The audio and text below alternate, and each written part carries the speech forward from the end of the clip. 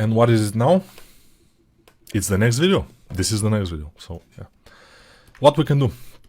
I see this is a little bit jagged, a little bit not working good, but we have one more thing that we can do. We can apply the subdivisions and make it work from there, which will be not very nice, but we don't have a choice. So I will apply subdivisions, and when you apply subdivisions, everything is over. Now you can go ahead and high polish this, high polish this, high polish here in the bottom a bit, and it will start looking like metal, because it was not looking like metal, obviously. And this probably will be one of the hardest things also, with the dress of the horse, of course, but this also will be pretty hard to do, so be careful. I will make this more sharp here in the front. I will make this part a bit sharper with high polishing it. This here I will move this a bit with my move brush, so we have a sharper edge there. Yeah, with smaller move brush we have to do it, because otherwise we're moving the top also, which we don't want. And then when we have problems, we will just high polish it, and it should work. If it doesn't work, I don't know, but it should. So now with 3, which is our pinch brush, I can go to the edges and pinch them a little bit more. And then high polish. Pinch, high polish, sometimes smooth. It could work. Of course, this kind of thing always have to start from geometry, from low poly thing, like we did it, because otherwise it will be pretty difficult to make. There is another way to make it, just from a sphere, to start sculpting it, and then with masks, just mask those areas and deflate them inward, for example, or inflate them outward, or whatever. This is a kind of workaround. You can do it this way, but I don't advise you to. You have much more control with making a low poly. Although we kind of get to the point that we have to, again, do this, what I'm doing here, which is not perfect, but whatever. So I'm pinching here to make it sharper, this edge, and then I'm high polishing. So pinching, high polishing, this kind of stuff, and it's working good for us. I think it's fine. Of course, we can go to the lower subdivision if we want. If we want to move something, like for example, I want to move this down a little bit. Of course, I have to select my move brush first. It could be easier to move it with the move brush instead of the standard brush, for example, or the high polish brush, because they are not the move brush. Sometimes they are not the move brush, yeah. Now, what else? We can move this up. I want this line here to be very, very smooth and nice. Now it's not. Now it's a little bit wavy. It's not super wavy, which is good, but it's a little bit wavy, which bugs me. So if yours is like wavy and something, you have to spend time on it. Just don't show it to anybody with waviness and stuff, because these things are visible and they are bugging and they are not good. And as I told you, to make something nice and smooth in ZBrush, you have to spend time on it. You have to just spend more time, and we will, basically, because we don't have too much choice, since we are not that good, to not spend time on it. We have to spend time on it. If we were that good to not spend time on it, okay, let's not talk about this. Let's not talk about things that are not, we are not that good, so it's cool. It's cool.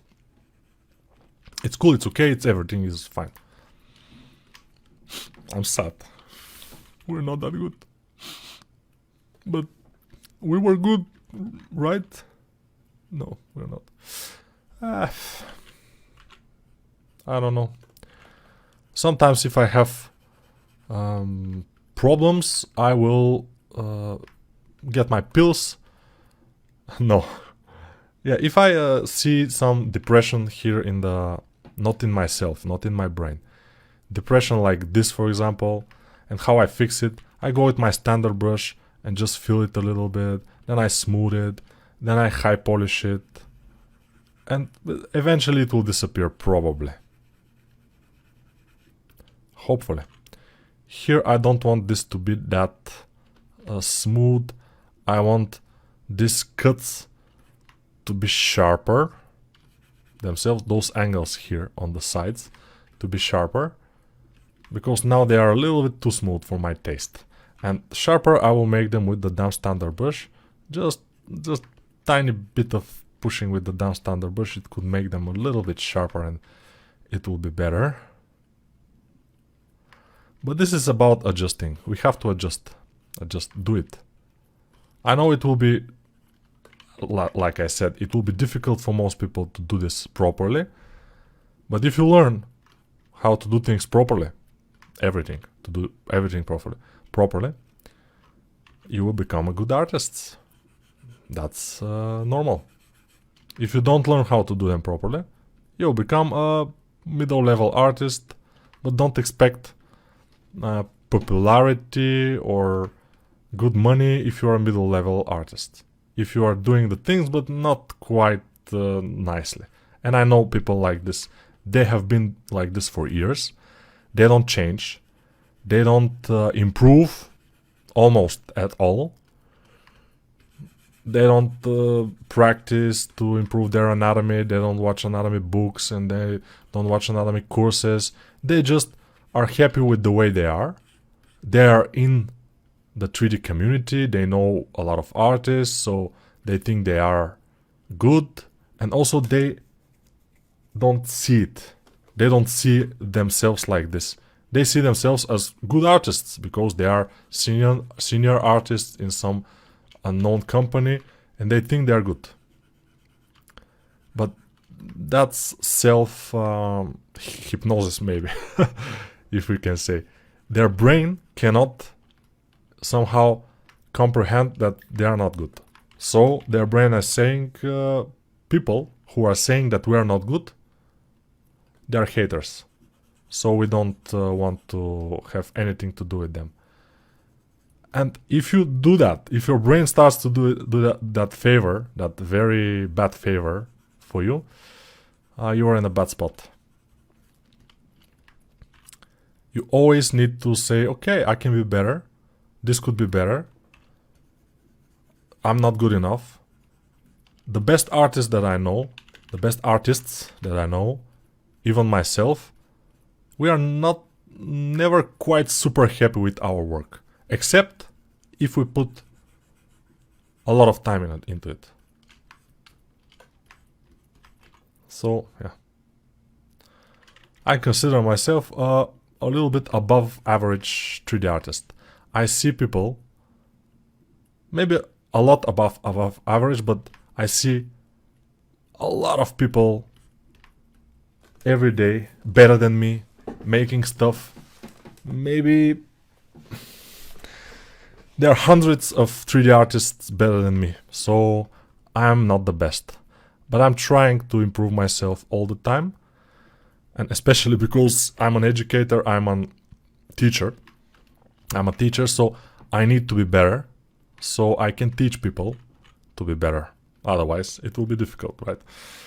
So, for this part here, we need also to make a border. But, let me just hide this. This border will be from these polygons here. And I can make it just like this. Just manually going and make it work. Make it go exactly where I want it to be. Like this. Probably it could work. Probably. We can even go here, increase the Dynamesh, the ZeroMesher, increase it, and ZeroMesh. Let's see. Yeah, I think this is even better because we have more roundness here, which could be better thing. And then I can high polish it to make it flatter, smooth it a little bit, and then I like to go with my move brush and just make sure that this edge loop here is going in the same direction. This is the same width the last polygons are the same width. And now I can extrude all polygons inward first. Big, flip it. You see, it's pretty thick. Okay, don't worry, it's okay. And now I can make this polygroup, polyloop, and I can polyloop this. Looking fine. And then I can extrude the polygroup all. I told you what I'm using. I'm using only a single, all polygons, polygroup all, and polyloop. Nothing else. And now I can just increase this a bit. I don't need too much here in this case. And I can hide this or delete it. And then press D to dynamically subdivide this.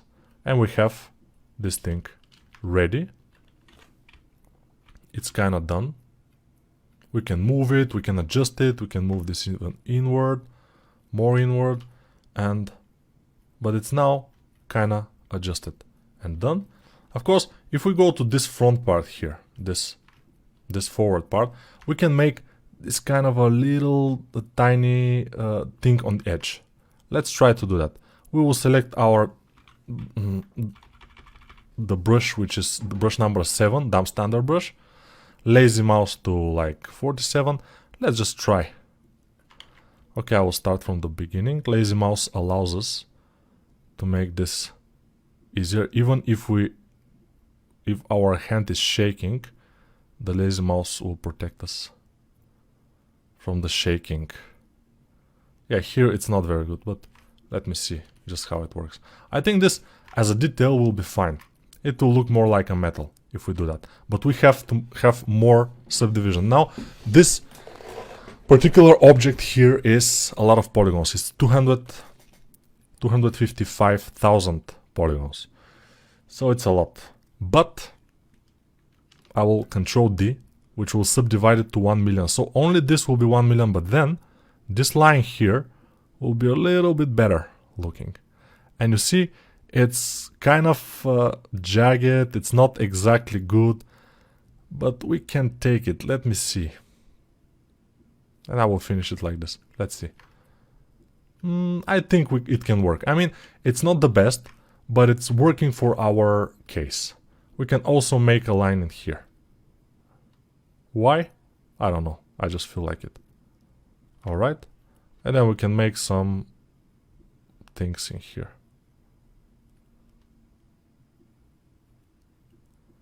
Why is this? I don't know. It will not be visible, so it's okay. Yeah, we can always delete it. It's not. I will delete it. I don't like it. Maybe you can make some your own design. It's okay. I think it's okay. Then here we have to make something like a hinge, So how to do this hinge? We will not do this. We will do it separate with separate objects. So I'll append a sphere, append a cylinder, 3D. I will select it just from the bottom of my heart or the bottom of the stack. Here, I will put it here with Shift, rotate, and then I will make it small and put it into position like this. And since this is pointed forward, I will rotate it, put it into position, pull it up, make it smaller, rotate it more, pull it more. And we are kind of ready with this part, but we need more. So, let me think. This hinge is what this is using for this, it's good, okay. I think we can do this. We can control drag this and then make it smaller. And then drag it out and make it smaller. And then drag it out a little bit more. And this will be our, the other part. Then we press D to dynamically subdivide this. And then dynamically subdivide will go to 4. Of course, in this case, it's not going to work very well, because what we have to do. First, we don't need those polygons here. We will go and make sure we are on Insert, and then we Alt-click all those edge loops in here, poly loops, edge loops, and we will leave only 2 in the end, and we will make one loop in here and one loop in here. It's for the best. Of course, I deleted those, but I also need to delete this del hidden, and then I will delete also those poly loops in here, edge loops. Sorry, but I can just do this. Del hidden. And now we have this particular subject. It's looking great. And we can go to mirror and just press OK. And now it's on both sides. On both sides. We can go to metal, mRGB, fill object, disable mRGB. Then we can go to this, increase the smooth to 4 here, just to make it smoother. And then mRGB, fill object, mRGB, then go here.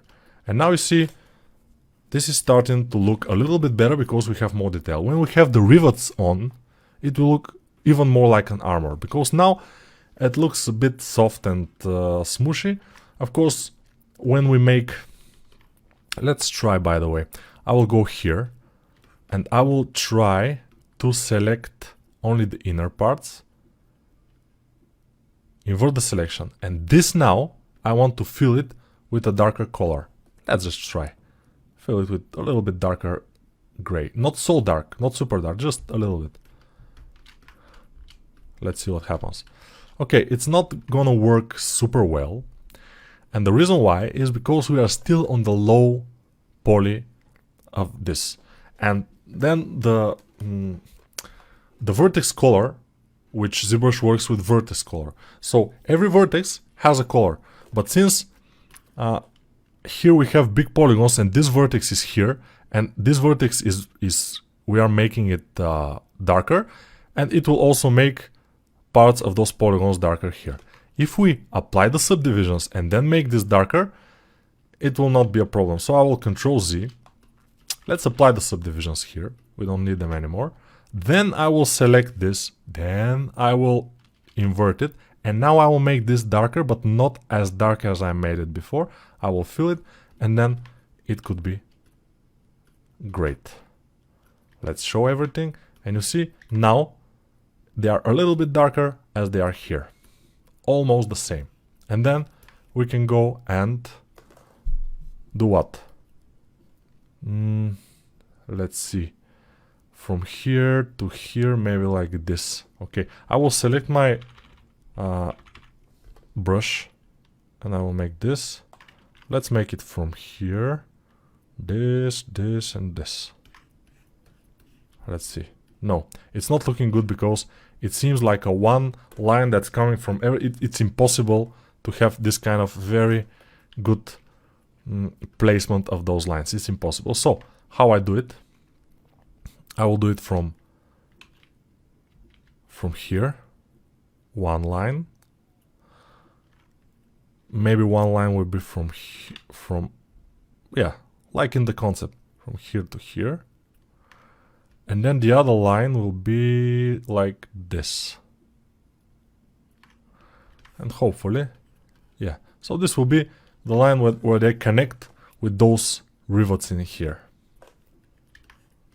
I'm not sure that the black should have the line. I will smooth it in the black, so we have it only in the more white part. Or not white, but lighter. And now what I will do here, I will go with my standard brush just to increase the sides of those parts in here. I don't know why, just I feel like it, and then I will smooth it. So it looks a bit more interesting. Then what we'll do, what we can do also, to look more like armor, we can go ahead with high polish and just maybe select only those polygons without anything in the back, and just do some hammer marks with the high polish brush, you see? I think this will give us a bit more of a beaten steel look, which could work better. And then we can make some artificial things like, we'll see. Like he was hit with an axe with something, but they shouldn't be that much. I mean, that many. And this, by the way, can be achieved with a texture, but in our case, since we're working in ZBrush, I think it's better to make it by hand.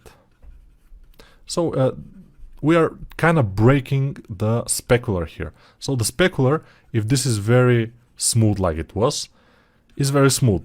And it looks artificial, it doesn't look nice.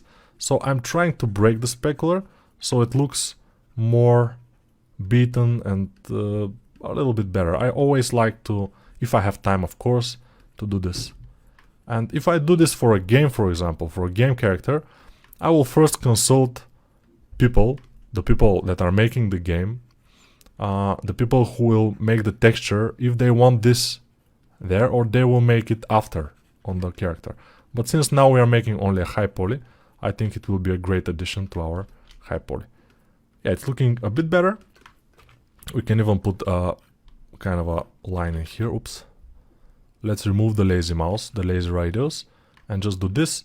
And then with the pinch brush, I can pinch it and do just like this. Let me see what else. We have a cut in here, which we can do like this. And then, since this is very soft, we can go with our dumb standard brush, just make the edges a bit rougher. And it's still soft.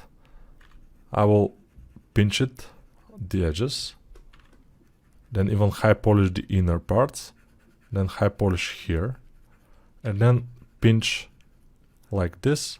And then from the far it will look like axe hit there, which is good. Of course, we don't have enough geometry for it to look better, and we might have to add more geometry, which, by the way, I don't want to do yet. I don't want too much geometry, because too much geometry will cause us to have problems in the lower type machines. If your machine is with less than 16 gigabytes of RAM, it could be a problem. With 8 gigabytes, for example, it could be a problem if you increase the geometry too much too early. That's why I tend to make everything, then start detailing, but not too much. And then at the end, I will go and make a pass through everything, detail it, make it work a little bit better, make more with more polygons and stuff like this. But now the helmet is starting to work kind of nicely. Yeah, I'm starting to like the helmet, which is not a completely bad thing. We'll see. See you in the next video, of course, as always.